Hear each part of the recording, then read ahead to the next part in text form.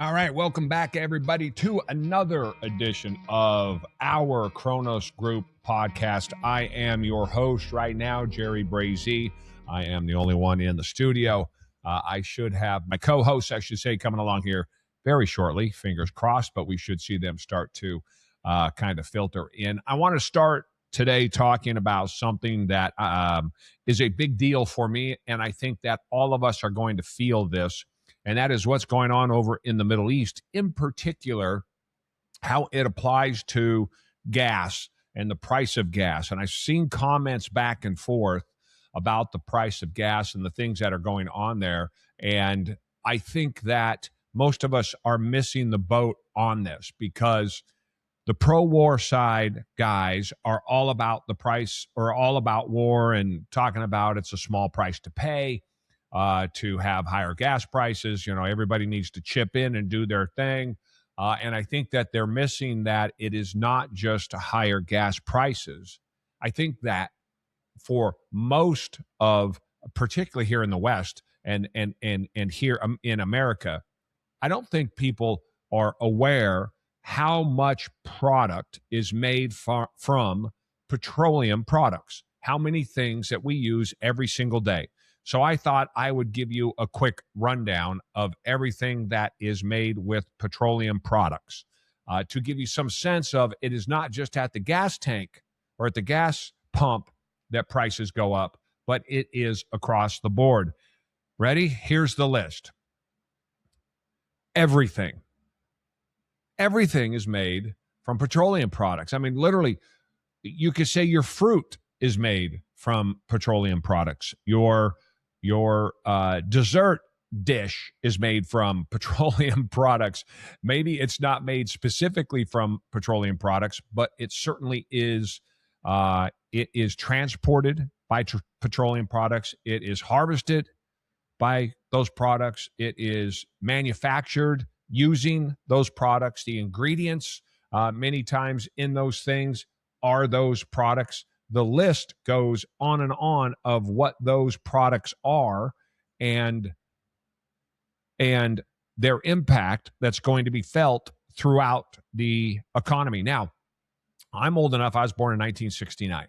So I'm not old enough to remember specifically the gas crisis. I remember it well enough, but I don't remember it specifically because I was a young kid. But here's the thing that I know for sure, and that is the actual gas crisis in the 1970s, the early 1970s, only lasted for 4 or 5 months. For you that don't know, legitimately back in the day, people would, when we were going to go get gas in the 1970s, if your license plate ended in an A or a B or it was more of a number, right? If it ended in a 1 or a 2 and even or an odd, you could get gas on those days. Otherwise, you couldn't get gas. And the lines were tremendous. And we're talking these cars back in the day were gigantic.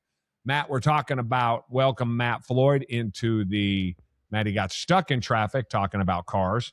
And so here he is checking in. And I was just talking about the Straits of Hormuz, the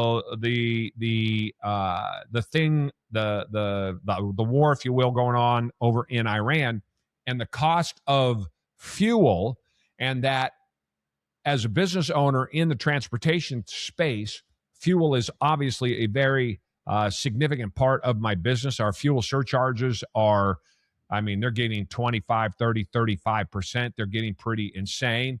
And so we're feeling it at the pump with those fuel prices. But at the same time, most people don't realize, I don't think that most people realize that fuel, I did at the beginning of the podcast right before you came on, I did a list of everything that fuel or petroleum products touch. And so I set it up and I said, here's the list. And I have this whole list. Are you ready, Matt? Steve, are you ready for the list of everything that petroleum products touch? Yes. And the list is everything. Mm-hmm. Everything in our modern life touches petroleum products. And so I was saying that I think that we are, like on so many things as a civilization here in the West, uneducated about the things that actually cost us money because we are constantly propagandized to that we're going to point the finger at all of the billionaires and the trillionaires and the millionaires and all of the greedy. I saw where Gavin Newsom in California a couple of days ago.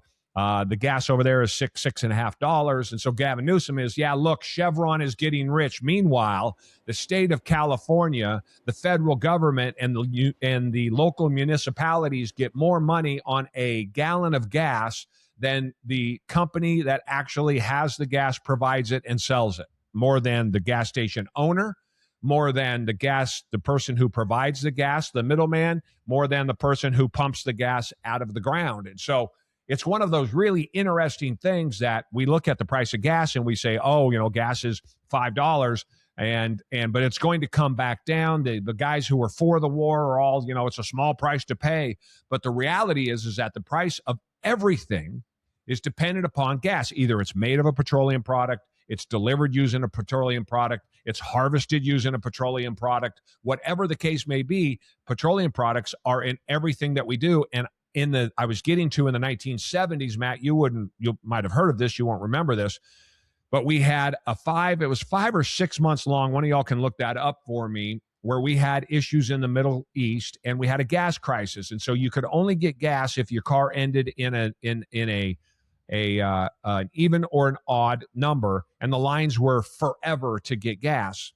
And while the incident in the Middle East that caused this, I think was about 5 months, most of the 70s was lost to inflation. Now, inflation, we came off the gold standard. There were other things that caused that, but in large part, that gas crisis that we felt in the early parts of the 1970s came back to bite us throughout the 1970s. So this is not an isolated incident. The gas they're taking out of the ground today, we're only a month and a half into this thing in the Middle East.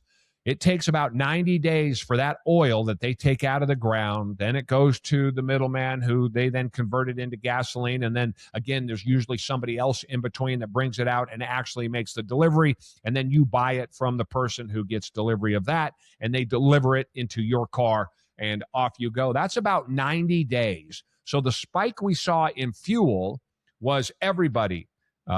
Retailers, the guy you buy the gas from, the distributors, the guys who bring the gas to you, the wholesalers, those are the guys that the big Chevrons of the world deliver their gas to, the Chevrons of the world, which are either pulling it out of the ground themselves and or are subsidizing or buying it from the people who buy it, who take it out of the ground. Every step of the way, as soon as that war started a month and a half ago, all the prices went out. I own gas stations for a decade and a half, and I can tell you the best thing is when gas prices shoot up real quick, because you bought it at this number.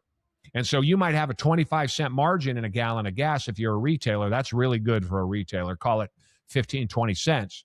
But all of a sudden you're getting a 60-cent margin because the price went up 40 cents overnight, except the gas in the ground, which is usually a day or day and a half worth of inventory on a normal gas station, different for the bigger gas stations. But the gas in the ground is significantly cheaper. The flip side to it is, if when you buy it high and all of a sudden the price drops out from underneath of it real quick, well, then you're left with expensive gas. It might sell a little bit slower. People who sell more than you might turn their inventory faster, so then they're able to lower their prices quicker. Thereby, you're taking a loss. But right now, the gas that we're buying was taken out of the ground before this happened. The fuel we're buying. Obviously, we don't take gas out of the ground. We take oil out of the ground, but y'all know what I mean. And so just on those prices, this is not going to last when the war ends. This is going to continue and go on for months until that price that we're paying for crude, which has jumped up over $100 a barrel right now, we're heading for all-time highs, comes back down. But that gas sold today will be sold to you guys somewhere in the next 60 to 90 days. That means that price is going to be high for 60 to 90 days, because right now people are taking profits. That's what you see right now, because this gas was already taken out of the ground and was already paid for at 60 or 70 bucks a barrel. Dang. Anybody got any thoughts on that? Steve-O's got technical difficulties. No. I'm trying to keep backing up. I went and turned off what was making that background noise because I just realized what it was. It kicked on this time of day. But yeah, I've always wondered that. You made a point about how that it's the opposite when the bottom falls out. But help me understand, because I've never seen it drop $1 a gallon. We saw it go up $1 a gallon, like literally overnight. But it's always seems like it's a gradual, so it seems like the upside is... One second, Steve. I'll hand you. 1 second. I can't hear you very well. Steve, Matt, can you hear him? Does he sound a little muffled? No, he sounds good on my side. See, you sound really strong on my side, Matt. Steve, maybe a little bit closer to the mic. Let me see. Is that better now? Yeah, that's better. There, I can hear you. Yeah. Okay. I played with the volume on it when it was what it is, an air unit, the vent's right above it. And this new mic's much more sensitive to it. And I had the mic turned up. So I actually turned it down, but I forgot I did that. So it won't go ahead. up. What was your question? About how the, when it drops, you said there's obviously a little bit of a windfall for when you have the gas in the ground that you paid, $70 a barrel for, and then just throwing numbers out there. Now it's $100 a barrel. So you're getting that margin. But then it flips the other way when you paid $100 a barrel for it, and then it drops. But it seems like, and you've had the experience with it, it doesn't drop as fast as it goes up historically. So it seems like it's something you can absorb a little bit more. It's 99, there's a greed involved 97. In that. So. Right. And the thing about dropping is that largely we see that coming because there is that delay in the product moving. Right. So you know that it's happening. You can see it coming. When it shoots up real quick, it's usually based on something happened that caused it to shoot up overnight, like this war in Iran. I mean, the price went up overnight. But again, none of these things move that quickly. But all of the pricing, because gas and oil in particular, is a worldwide market. So just because we pull it out of the ground here, maybe we refine it here, and maybe then that is delivered locally here in the United States, it doesn't mean that the price isn't going to go up, because it's traded on a world market. So it's whatever the world price is. And the guys locally are going to sell it at that world market price. Otherwise, they'll take it and sell it to the world. And so we see that price. This whole thing about America's energy independent and all that, it's meaningless. That's propaganda used by people who want to have us in this war, I think. And generally speaking, it's the kind of propaganda that politicians love to spit out whenever it's convenient for them. Because the reality is we are not in an American market. We are in a worldwide market when it comes to the price of oil. So even though the United States pulls oil out of the ground, if the price of oil on the spot market in the around the world on the markets is $100 a barrel, well, they're selling it for $100 a barrel. Now they might have be pulling it out for $40 or $45, but they're selling it for $100. And if you go, well, it's 45 though, and it came from America, so it's still okay. I'll ship it across the ocean to whoever, and maybe shipping across the ocean going to cost me, whatever it cost me, $15 a barrel. I lose. I'm still getting a $40, $45 a barrel surplus than what I was getting only a week before. So it's a worldwide market. That's why. I mean, again, nobody ever stops and says, wait, Trump, President Trump, if we are energy independent, why is my gas $5 in Middle Tennessee? And the answer to that question is because, actually, why is the diesel so high? Again, gas is $4. And the answer is because it's a world market. So everybody sells on a world market. Then you take the local expenses or the local taxes, like what we have in California and that nightmare, and they go add another $2 worth of garbage on top of their gas. So now their gas is $6. I mean, the gas in California is more expensive than the gas in Hawaii. And every gallon of gas in Hawaii has to be sent to Hawaii because they don't have their own gas. And every bit of fuel in California could come out of California ground, but it can't. So it's shipped there. Believe this or not, they had shipments coming from the Bahamas. Yeah, oil? That gas oasis out in the middle of the ocean. Yeah, literally, California shut down all of their drilling. They made it so expensive. Chevron left. Everybody left. You can't drill for fuel. You can't drill off the California coast, even though there are huge oil fields out there. You just can't drill for it. So you have $6.50 gas. They tax the hell out of it, and they have to ship all of it in. And California has seasonal blends. So fuel that is sold in California can only be sold in California. So what do you think that does to the market in California? I mean, California California and New York are just absolutely all you need to look to see how not to run a state, a government, cities, municipalities, counties, any of those sorts of things. Just go to California to see how not to do it. But yeah, that's the craziness. So you can't buy the gas they sell in Nevada right next to California is different than the gas they sell in California. But I would probably guess that the gas that they sell in Nevada is the same as the gas I buy here in Tennessee. So is that why some of those things have those special, or is it just more of the regulation in California when you get a car and it has, or you'll see something where it has special, maybe EPA ratings on it or some prop whatever? Have you seen that before about it? California, it applies if you have this. It has to do with fuel and vehicles. Like there's something they have to have for that there. I didn't know if it had to do. I never knew about the seasonal blends. Yeah, I don't know. I mean, you go down there and your gas will work, that you buy in California. If you drove your car into California, obviously it'll work. But it is a completely different blend that's used mostly made up science what would the term be? Kind of a look back to a different day. I mean, when I was a kid in the 70s and the 80s, the smog in LA was so bad you couldn't see across it. Now, I remember seeing that smog, and turns out that the smog in Beijing, China was 1,000 times worse, but the smog was back, and anybody our age, Steve, remembers the smog from like in LA.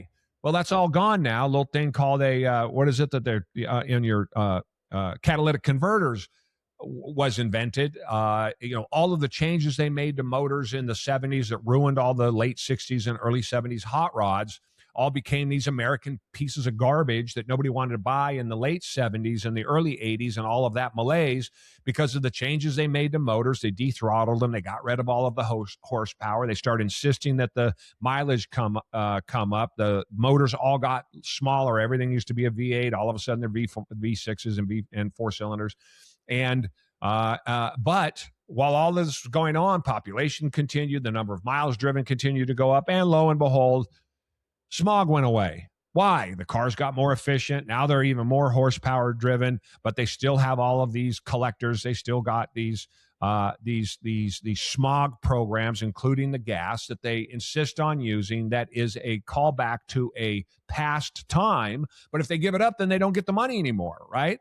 Then it's not there. It's like that thing they talk about with the electric cars is they want to now hit you a tax by the mile. Because the piece that they're getting from the gas, if you're driving a hybrid that works on both and it's getting 60 miles to the gallon, well, you're buying half or a third as much fuel as you were, and the government's not getting its little bite at the apple on every single gallon. So while they talk about it's supposed to be better for the environment, blah blah blah, they're lying because they now want to tax you. They literally want to attach something to your car and tax you on every mile you drive because too many people are driving electric cars. So is it every mile that you drive using electricity since you don't need the fuel, or is it just an assumption if it's like a hybrid? Yeah, that's what they're trying to do. If you drive an electric car, electric specifically, I think it's a mileage based law. They keep talking about it. They keep wanting to do it. If you're driving an electric car, you're going to pay by the mile a tax for every mile you drive, because you're not paying it at the gas pumps. But the reality is that, I mean, where's the power come from? In California's case, it's coming a lot from oil products, right? It just is, right? Coal, natural gas, but largely coal. These guys are idiots. They're just idiots. It's amazing. But most of us are idiots anyway because we voted for those people. And what's going on in Iran costs every single one of us, and it's going to cost us probably for the rest of the year and more specifically, probably well into the next couple of years. And I think that it is not a worst case scenario that we see that this war in Iran and the impact on the Strait of Hormuz and the price of fuel is going to put us into a recession. I would not be surprised if that was reality. So is the aggression, whatever it is that they have at the Strait, is that causing some of the problem too? As far as obviously Iran's not giving us the oil we need, but it's affecting because so much flows out through that strait. Is that what's causing the bottleneck in there is getting through? Yeah. Have they had anything hit, or is it? It's like 25% of all of the oil comes through there. And here's another comes through that Strait of Hormuz. But here's another thing. This is second and third effects based on how people vote. Because, I mean, again, I'm from Oregon originally, so I'm in the middle of Moronville, right? Being on the West Coast. And the way that all of these idiots vote for these, we got to save the earth and climate change, all the stuff that I've heard since the 70s growing up in Portland, that we got to save the environment. And then, of course, nothing ever happens and nothing goes wrong. But what happens is then that got accepted worldwide, and all of these rich governments, all these first world governments, put all of these restrictions in place and start talking about, zero pollution and all of this other happy nonsense. They stopped building nuclear plants. They stopped building liquid natural gas facilities. They stopped building oil pipelines.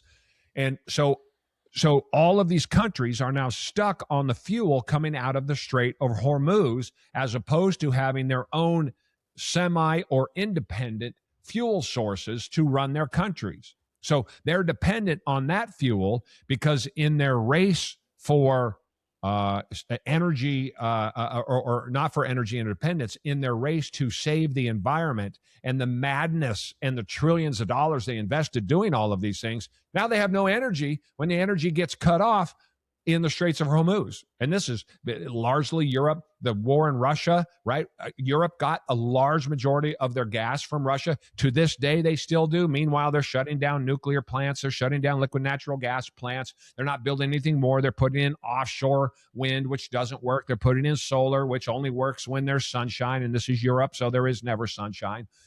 It's just madness. And now everybody's backed themselves into a corner. But those mistakes were made 30 years ago. And then they were made 20 years ago, and then they were made 10 years ago, and then they were made 5 years ago. And the people today can point back at those people, do nothing to change it, and 10 years from now, they'll be in the same spot, if they still exist. Yeah, it's something. So is there any world that's building nuclear? Because it just seems China. like China's doing it. China. Yeah, we're idiots when it comes to this sort of stuff. We're absolutely it's a idiots. Fuel source? And so is most of the rest of the West. We're absolute idiots. So China's, the new world order that's being built is one on energy, plain and simple. Now, we have a ton of energy, but it's not just the ability to create energy, to dig it out of the ground. It's also the ability to power our AI. And the real winners in the future are going to be those that power the AI. I don't know the numbers off the top of my head, but China has, something like 100 nuclear power plants that they're building, and something like 100 or 200 new coal-fired plants that they're building. They're also doing a ton of sun and wind facilities that they're building out at a massive scale, because they know that the winners are going to be the people who have the energy to run the computers, the AI, that's going to ultimately make all of the decisions. And we are woefully, I think it's like 3.5 to 1 that China is building new relative to what we even have today. And we're way behind on what we have. So it's really interesting what's happening internationally, in particular when you are making emotional decisions based on, the planet's coming to an end, which I've heard now for 50 years. And then what ultimately is reality. But these are rich countries that are making very, very poor decisions. Yeah, I was just looking that up, and by far China, India, and Russia is doing it. It says that U.S. has got fewer large-scale plants, but has shifted its focus towards smaller modular reactors. And it says it's restarting dormant sites. I don't know what that would mean. But even has in here, TVA's doing it, which is our neck of the woods. submitted applications, Clinch River over by Knoxville. And then Meta's looking at building one in Ohio. It should be moonshots for every business owner listening to this, for every person who works as an hourly employee, for anybody that has any income whatsoever. Nuclear should be the moonshot. The president, instead of running around the world, messing around in all of these other countries while our country burns to the ground, he should be back here. And one of the things he should be doing, I want to see the energy that the president of the United States and this Congress and this Senate puts into wars on the other side of the planet and their support of Israel. I want to see an equal amount of energy put into a moonshot for building nuclear. And right now they say that it's 10 years. Well, we don't have 10 years. So somebody's got to come up and say, hey, we've got to get nuclear, and we've got to get nuclear built now. And how do we get nuclear built now? We're still running Gen 1 nuclear facilities when they're on Gen 4 nuclear facilities, which don't even run on the same technology. It's all brand new. It's all super small. They want these data centers. They want to give them the ability to run these small, tiny footprint nuclear facilities so that they're provided their power that way. These things, they don't work the same way that they did, and I'm not smart enough to know what they are, but I mean, we all know when someone says something is Gen 1 from 50 years ago, and now we're on Gen 4, Gen 4 is going to be pretty cool, right? We all know that. But, again, it's the cleanest fuel in the world, and it kills the least amount of people, which is to say that nuclear almost across the board has killed next to no one relative to the hundreds of thousands that every other kind of fuel that we use has killed over the last 100-odd years. If they took the same mentality, towards travel as they did energy, one of the things I think scared people is just the potential for something so big because it's nuclear. We don't understand. Most people don't understand, don't get it. The radiation's bad, everything like that with that. But to your point, how it, the effect it has on the environment compared to all the other sources we get energy from. Right. If they did the same thing in travel, just think about airplanes. They don't crash often. When they crash, you're a goner, more than likely. Right. It's bad when something goes wrong on an airplane.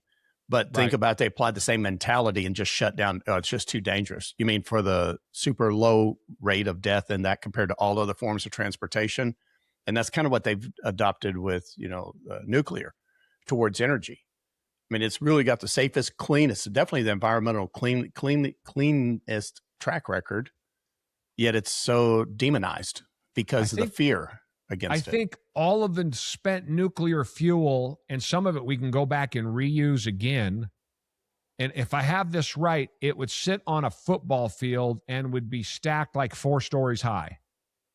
That's all in the entire that we've ever created.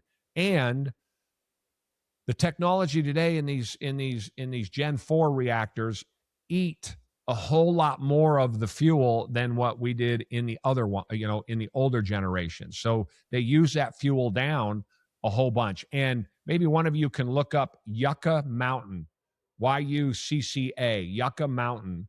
This is in Nevada. I swear to God, we've spent, it's got to be $10 billion. Maybe it's $50 billion putting that thing together. And that was where we were supposed to take it. And it's like they've never finished it. And that was where we were supposed to put all of the spent nuclear fuel. If one of you have looked up that Yucca Mountain, and you could tell us about it. Matt? Yeah, I was just saying it looks like it was designated federal site for long-term geological repository for high-level radioactive waste and spent nuclear fuel. Considered for its remote, arid location, the project has faced massive delays since 2009 due to the environmental, seismic, and political opposition regarding safety risks, including potential radioactive contamination of groundwater. But the purpose was to store between 70,000 to 77,000 metric tons of high-level radioactive waste from nuclear power plants in underground tunnels that are about 1,000 feet below the surface. So, and how much have they spent on it? They've spent nearly $7 billion. Yeah, and when did they start it? It was it looked like it was around 2009 or No, maybe it a little was bit earlier. started in like the 80s, I think, or the 90s. It's been around a long time. And so that was the update that they'd spent that billions of dollars through 2009. 1861. 18? It says 1861 to 1938, early building blocks towards Yucca Mountain. And then 1939 to 1952 was the nuclear proliferation begins in the United States. 1970 to 1981 was the precursors to the Nuclear Waste Policy Act. And then 1982, the U.S. settles on Yucca Mountain. Right. Yeah. So since the 80s, they've been at this, and there's nothing up there. So most of my lifetime, most of Steve's lifetime, they've been building this thing, and nothing happens because the environmentalists get in there, because the lawyers get in. And again, that's why San Francisco doesn't have, or that's why Northern California doesn't have the water it needs, because in the 70s, everything got shut down. And that's what happened with this. So we have expensive power. All of the Western countries have this super expensive power. It's worse in Europe, Germany, and Italy, and France is a little bit better. They kept their nuclear for the most part, but these countries have some of the highest. I mean, England has some of the highest energy costs in the developed world, because they got rid of all of their ability to make their energy, and they gave up on nuclear, ostensibly because it's, nuclear fallout. Although in all of these accidents, next to nobody ever dies. It just gets played up because it's good for movies. And you had 3 Mile Island when Steve and I were kids, and that got played out through movies and that sort of thing. It scared whole generations of people. Was that Pepsi getting knocked over on the control panel? Yes, that's right. I mean, SNL did a thing on it. Right. Yeah, it's something, to your point about the Yucca Mountain. Obviously, they're not using it yet, but the thing is because I started thinking, well, it's got to be somewhere. So there's 94,000 metric tons of spent fuel is currently stored exactly where it's created, at the 75 different nuclear power plants across 33 states, mostly in steel and concrete dry gas caskets. So they're so worried about where they're going to put it. Yeah. But right now it's sitting where it's been sitting for decades, to no problem. And it's not even a strictly reinforced, it's just somewhere on site at the existing nuclear plants. Remember, they got a interim because they're having so much problem with Yucca, where they're going to do them in Texas and New Mexico. And their sites they're building intended to hold waste for 40 to 100 years until a permanent solution is found. It's just retarded. But the thing is it's sitting where it's at now. You're so worried about it, but where it's sitting now, nobody even thinks about. They're all worried about, hey, where are we going to put this? Well, where's it at now? It's not like a future thing we're going to develop. It's all of it's sitting all around these plants that people live around. There's one just, I don't know, about 5 miles from my house in Chattanooga, where I used to live. Sequoia is right there, because every once in a while you get alerts, not that anything was happening, but you have these little things that tell you about iodine. If there was a leak, since we were so close, take iodine, protects your thyroid or something. I don't know. But the interesting thing about it is, it says, even if Yucca Mountain was open today, because they've drug it out so long, the amount of waste currently sitting at U.S. power plants already exceeds the mountain's legal capacity of 70,000 metric tons. Now, the other thing that it could turn into, though, is with the current nuclear renaissance and the massive power needs of AI data centers, there's a renewed push for 2026 for nuclear fuel recycling. New reports suggest that recycling could reduce the volume of the waste by up to 90%, potentially making the massive scale of Yucca Mountain unnecessary in the future. So right now it's too small to put it all in, but with new technology, being able to reuse so much of it, it's too big to even, good on the contractors getting paid to build it all out, though, and all the legal teams doing all that. Somebody's making money on our dime. And in terms of the energy overall and the expense overall, I mean, the hits just keep on coming. And what I want entrepreneurs to hear, what I want people in business to understand, I mean, there's another headline that I read today that 32% of small shops can't fill all of their open jobs.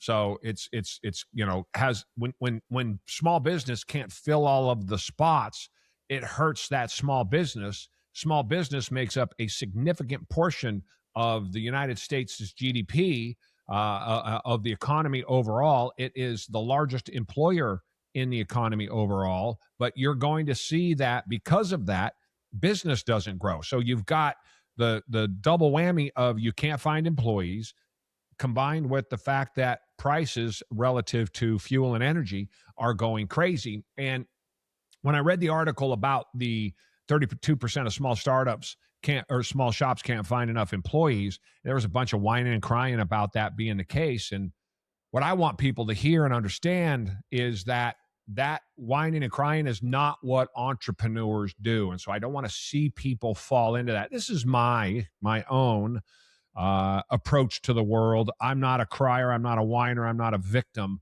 I've had a lot of stuff come my way over the years, unimaginable to most people. I would say unimaginable to all people. And yet here I am still fighting it off. And so this shift that we're going through to AI, this thing going on in the Middle East, once again, the expense and the cost of fuel, the inability to hire people.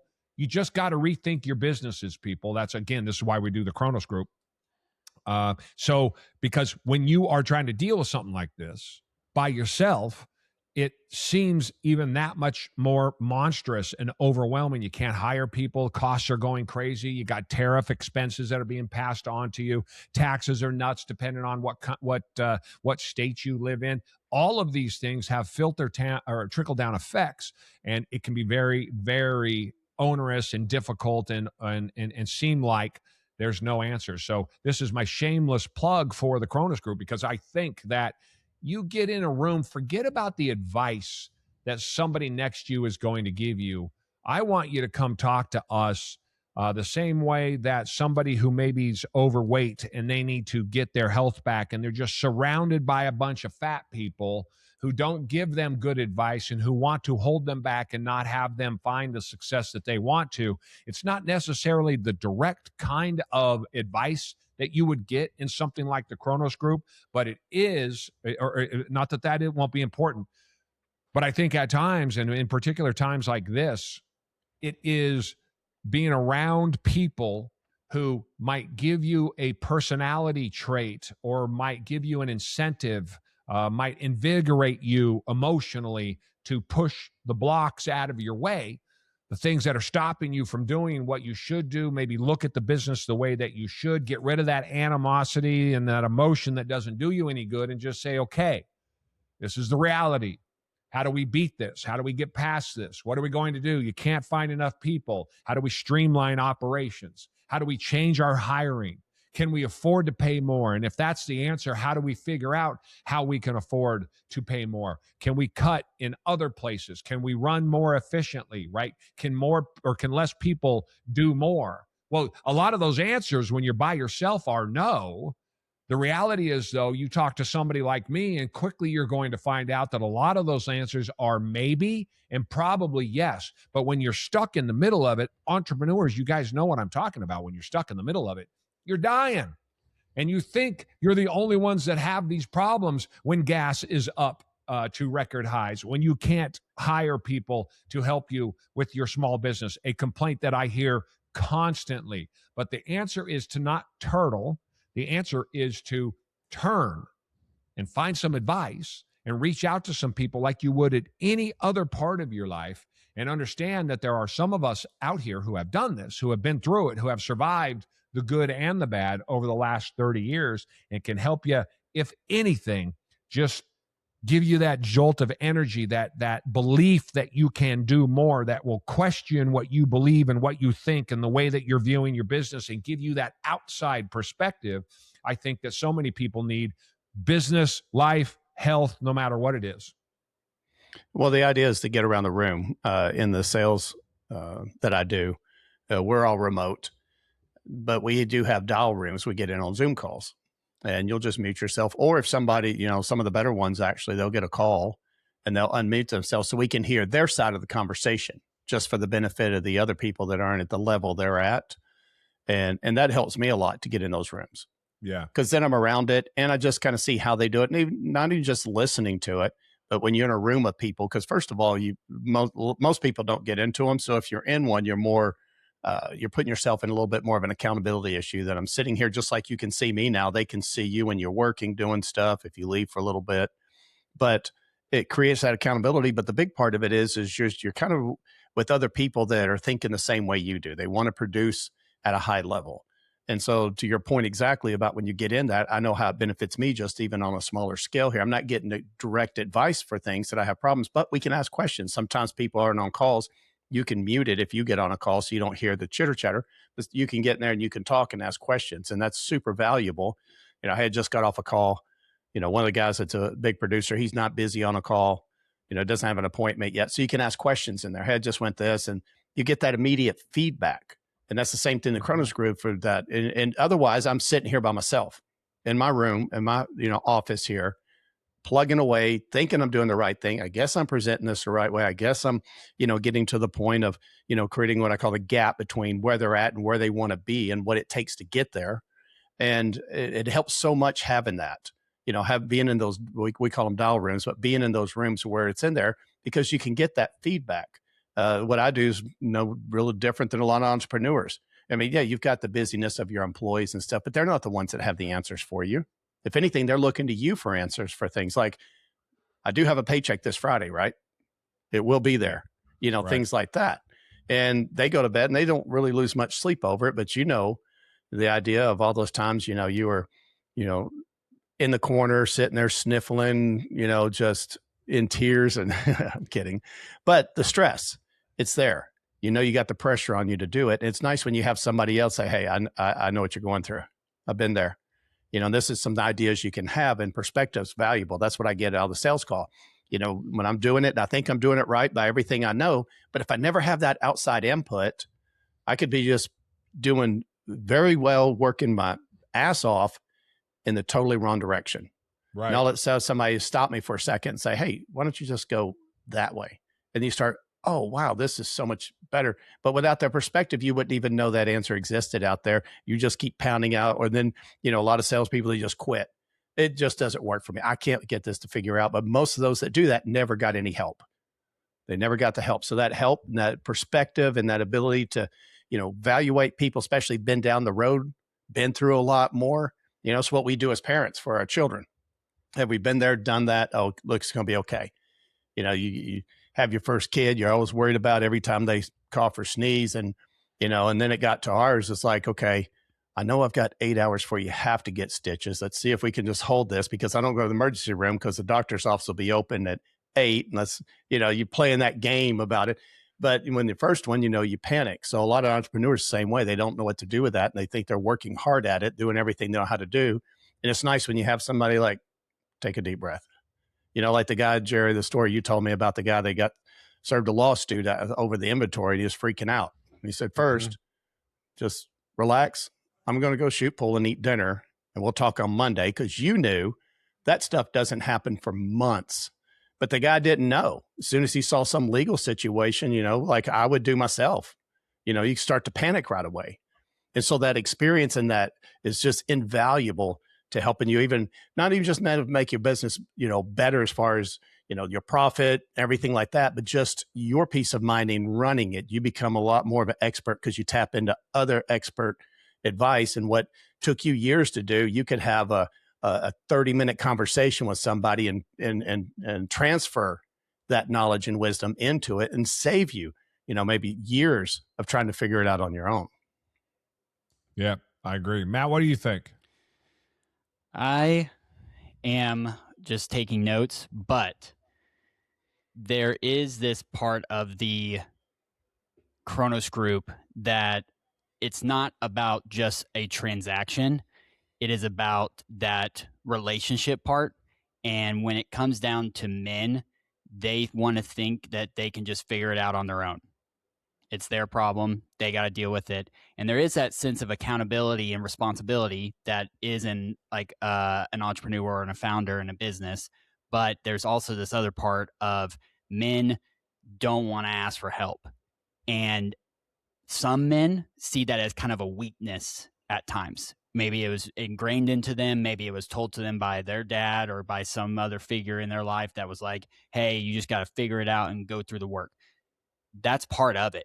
But it would almost be dumb, in my opinion, if you weren't able to find those people that have either, like you said, gone down the road that you're going down, or just have a different perspective other than what you hear and see around you on a daily basis, that the Kronos Group can supply that. And it's not I'm just going to come to this one meeting and I'm going to bring my questions and then we're going to talk about it and then we're going to leave. It's not like a classroom. And some of my best times that I remember, and also hard times throughout even just college, even though it's not really hard compared to life, but I remember there was a group of guys that we had a class together or had several classes together. And there were nights where it's like, if I were to study on my own, I could have done all right. But when I was able to like throw something out there and they're like, yo, did you remember this? Or, oh, hey, I actually read more about that and here's some more information. Why not utilize that? And there's this part of men coming together that it's almost kind of foreign in a lot of minds to be like, oh, like girls hang out together, guys don't hang out together unless they're like just hanging out at the bar. And it's like, no, we can hang out together. And that camaraderie pushes me, just like with you, Jerry, when we're texting late at night about the Kronos Group and updates, it's also part for me to keep myself accountable for continuing to push the needle, to continue to move forward despite how I might feel if I was just on my own trying to figure it out. It would be that late night would have probably wrapped up an hour earlier because I'd be like, well, I don't have to respond to anyone. I'm just working kind of at my own pace. And so you set your own pace, and it's human nature for us guys to not push ourselves beyond a point where it just gets uncomfortable and then you're constantly in the uncomfortable. You need that person, like a trainer, that would push you that extra rep. Oh, you got one more in you. Oh, you can do it one more time. You go to the gym by yourself. Most men, and Jerry, you are one of the anomalies, is not going to go that 12th rep. They're going to go to 10, and if there's no one around them, they're just going to go to 10, and they're okay with that. And like, I personally know that I'm not going to push myself harder or hard enough on my own unless someone's either next to me or someone I'm doing a workout with, or even just keeping up with health-wise and nutrition-wise, and us with Jerry, with you losing the weight, with me putting on the weight. If it was just on my own right now, I wouldn't have that extra emphasis to really perform. And when you're in a group of guys at the Kronos Group, there might be months where you're just kind of floating by and everything's okay. You have some problems here and there, but you're like, oh, I can figure it out when I have a moment. Why not just be able to send a text in a group to other business owners, and they could be like, actually, you need to address this problem now because it's going to come back to bite you in 2 weeks. Oh, why? Jump on the phone real quick. They talk about it, and then it's, oh, I just saved my world, my whole universe in business, a world of headache, because I just thought to message this out to a group of individuals that I know and can count on, that they have my back, just like I would have their back if they were to send me something late at night, knowing I'm going to look at it and be, all right, either I'm going to be able to provide input or not, and that's fine. But these clubs, these groups, these masterminds, these other founder clubs, the reason that they do so well is they have the community aspect down.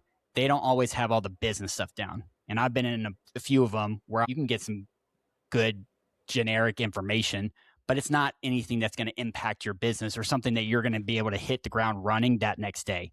Whereas like Jerry, with you and I, we'll text and it's about stuff that we're trying to fix or something that we're trying to make better. And most men, if it was on their own, they're not looking at how to make it better. They just want to make it work. And then when they're when it works and it's doing all right, okay, cool, on to the next thing.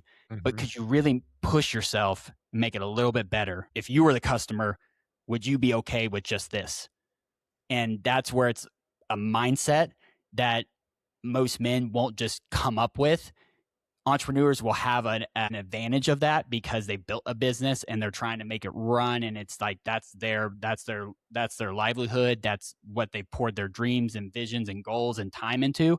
But at the same time, you get in this rut, and say if you're in 4 or 5 years in and you're doing all right, okay, but are you all right with doing all right? I'm not, because I've been okay. I've been healthy. I've been average, but I don't want to just be average the rest of my life. And working with you, Jerry, working with you, Steve, there's that accountability that if I don't do what I'm supposed to be doing, then I'm letting this group down and this business down.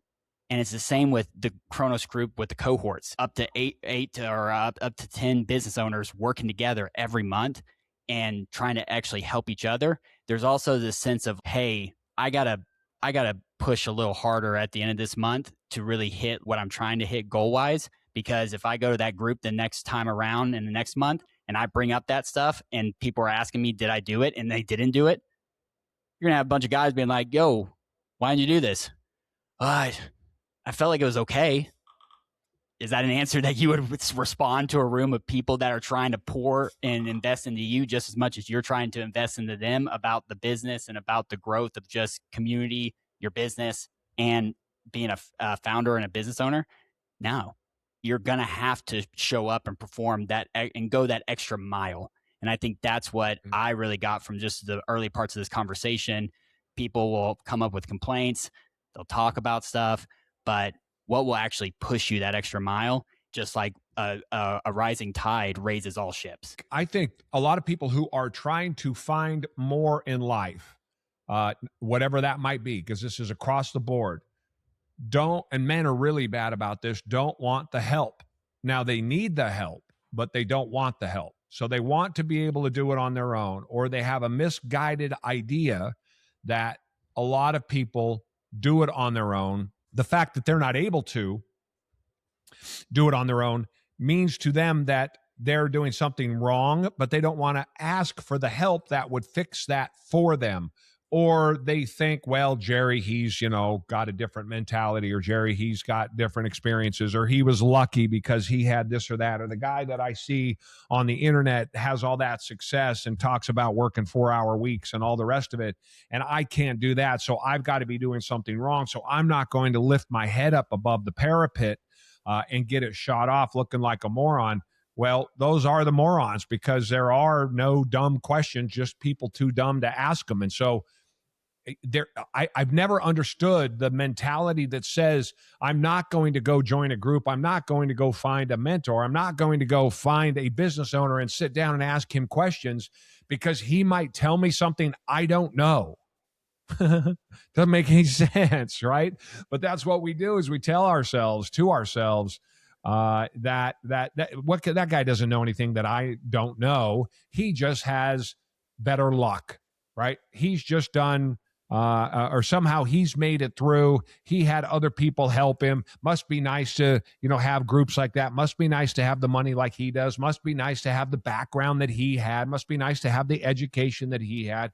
And we talk ourselves into making life much harder for ourselves than we need to. So in terms of like the Kronos Group, the argument would be, it's too expensive. Look, if you've got a 7-figure business, if you're doing $1 million more or more, again, I was you. And when it was presented to me all those years ago, I was you, and I was the one who said, I can't afford it. And I was told the absolute truth, the best advice I ever got, which was, you can't afford not to. And when I said I didn't have enough time to do it because I was not only running a company that did $4 million and then $8 million in that first 2 years, I also had to referee basketball games 4, 5, 6 days a week to help me pay the bills. So I had no free time while I was having children. The advice he gave me was, you can't afford not to devote the time to it. So that's the reality. I'm lucky that I had the epiphany I had at 28 years old that told me to shut up and listen, because that was such a key moment in my life. My son was born. I had my house that was half built, and I had an opportunity to start a business with another group.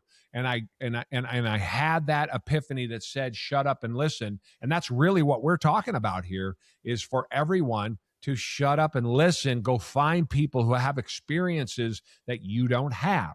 Go find people who have had success at the thing that you're trying to do. Go and dig into what they're thinking and what their take is and what their approach is. And if that thing is you can't get yourself to the gym, like Matt said, all the things that I've done with my health, I have done short of taking my kids with me to the gym 100% by myself, on my own. I go to the gym on my own. I do all my miles by myself. All the food I eat is by myself. There's nobody in my house that is eating the same way that I do. All those things I've done by myself. But I found a superpower, which was getting help, which was asking for advice, going to a group and having that group fill in blanks for me on the things that I didn't know that I didn't know. And the reality was that came from me telling myself to shut up and listen. Absolutely. Yeah, that's the thing about that is, to Matt's point, where people don't want to get that help.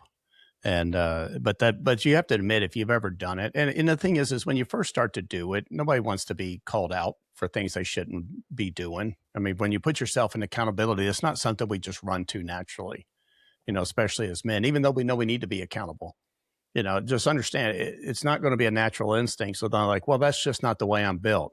Well, that's not the way you're built yet. Right. Because you can get to where you get comfortable with it. And then you start looking for it, because as you start seeing the benefit and the growth from doing that and start help changing things, then you'll get to a point like I do in my sales. Hey, this is what I did. Listen to this call. Tell me where I missed it, because then you're more focused on the success you want to have, whatever it looks like. If it's in your business, your relationships, and your, your health, where am I missing it at? But when you first start out, just because it doesn't feel normal, it's because you haven't done it before, and to get somewhere, to be something you've never been, you're going to have to do things you've never done. And one of those will be putting yourself in a position of accountability. And it's not natural. We don't want to do it. It's just our human nature to shirk and hide and, get rid of it. But once you start doing it from experience, then you get where you like it, because it keeps you on point, because, it's helping driving you toward the goals you have, whatever those goals may be.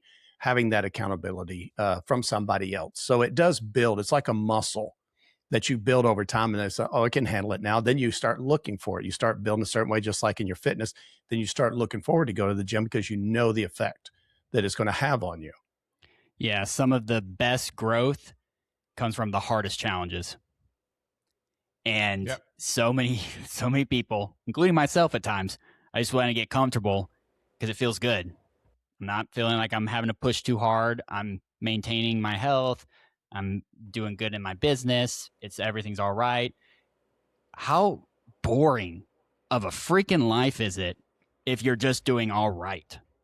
Like, maybe I'm just wired differently. And I know there's other people out there wired that same way. When it comes to business and building a business, it's a lot of work. It's a lot of stress. And honestly, if you're not looking forward to going through hard stuff, don't be an entrepreneur. If you are an entrepreneur and you're built a good business and it's doing okay, why would you stop at okay? It doesn't make sense. Like, I'm able to work at a company because someone said if they would have just started at the ground floor and then just stayed there, there wouldn't be a massive company for me to go work at. So for you as a small business owner, I don't want people to think because I'm small business, I need to just be okay with what I'm doing. And if I'm living an okay life and I'm comfortable, that right there gives me the heebie-jeebies. I literally have the spidey sense tingling. Whoa, if it's too calm, something's going to go wrong. And I think there's business owners out there that would find so much value in a group like this, because I've talked to so many of them, and a lot of them are just, oh, I'll figure that out, or, oh, it's not that big of a problem right now.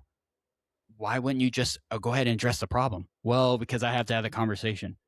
Well, who freaking cares? There's so many people that you're this perception of how everyone else sees you. If you're an entrepreneur, you're already ridiculous in society. You don't have a way to just go get a paycheck, check out, go home, eat, wake up, and do the same thing the next day. Entrepreneurship is a new challenge every day. So you're already on the scale of what a normal average life looks like to in extreme life, you're already in 3/4 of the way in the extreme, because people will be like, that's ridiculous. Why wouldn't you just go and get a paycheck, make some money, and then go home? Well, because you wanted a bigger bite out of life. You wanted that challenge. And so you pushed yourself. So if you're a business owner that is doing okay or doing successful, that's 7 figures, and you're like, why would I need a group like this? Why wouldn't you want another challenge? Why wouldn't you want something that pushes you as a man and as in your business too? It would almost be just dumb if you're like, all right, well, I'm okay, I'm good. And if that's your case, then mazel tov. But I just don't see it. And so the amount of work that you're putting in to build that business, and now that it's good enough, you've stopped that amount of work. You haven't continued to push. You've kind of climbed up that mountain just up to the base camp. And you're like, hey, I'm at base camp and everyone else isn't even on the mountain. So that's good right there. Then what are you doing? Yeah. I know this is going to work. And I know men and business owners out there need something like this. So even if you are on the fence about joining and you know that you qualify, you know that you have this type of business, but what value would I get out of this? Well, I'll tell you right now, being in other masterminds, being in other founder clubs, Jerry has a crazy amount of knowledge, a crazy experience. And from what I've learned from him, what I've learned from Steve, and what I've learned from just other business owners that I've worked with that have actually gone down roads that I'm just starting to go down, why wouldn't you get around other men that are going to push you? And the same thing, and it says in the Bible, iron sharpens iron. I love it. Yep. I like it. I can't argue with it. Let's shift for 2 minutes before we shut this down and talk about how many days until we're heading to Destin, Florida. Looking forward to it. Got a lot of work to do between now and then. Some goals and stuff I want to hit before then. So, but I like it because it creates an end to it. One thing that I believe it's Parkinson's law. You know, the amount of time you give something is the time it'll take. If you give something 4 hours, you can get done 4 hours. If you give it a week, you'll take a week to do it. So I'm training myself to condense down time frames to force myself to do it. If you're an entrepreneur and you're worried about days off, you're in the wrong line of work. So we'll just leave that right there. Steve-O. That's a wrap on today's episode. If you're listening to this and you're wondering how to actually bridge the gap between the insight we share and actually taking action on it, you need to be in our school community called The Forge. It's our school ecosystem, a community of achievers focused on optimizing business, health, and high-performance living. Now, for the founders, if you're listening to this and you do $1 million or more, you know that your biggest bottleneck isn't more hard work. It's the lack of outside perspective. That's exactly why we build the Kronos peer-to-peer cohorts. We bring you in the trenches with other founders to pressure test your strategy so that you can stop making those $100,000 mistakes in a vacuum. So check out the links to follow The Forge or book a discovery call for our next cohort. We'll see you on the inside. And remember, opportunities everywhere, but you got to go get them.